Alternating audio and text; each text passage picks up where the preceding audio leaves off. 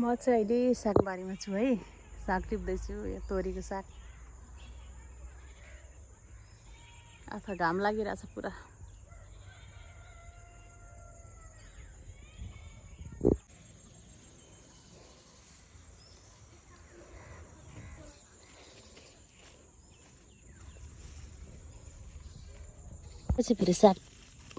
मेरो चाहिँ फेरि साग टिप्ने बेग्लै खालको तरिका छ क्या। यसरी म जरासँग तान्दिनँ, यसरी यो यस्तो पनि यसरी बिचमा भाँचेर म चाहिँ टिप्छु क्या यसरी।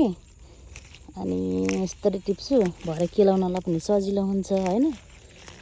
अनि यो झारै यो के भन्छ यसको फेदैसँग त के लानु नि। यसरी म चाहिँ फेदहरूलाई चाहिँ गरेर फेद उँदै छोडिदिन्छु। अनि यसरी साग यसरी चाहिँ टिप्छु म चाहिँ। साग टिप्ने स्टाइल मेरो चाहिँ बेग्लै छ। तपाईँहरूको कस्तो छ साथी हो भन्नुहोस् है। मलाई चाहिँ यसरी टिप्छु है म चाहिँ। यति टिपिसकेँ मैले अहिले।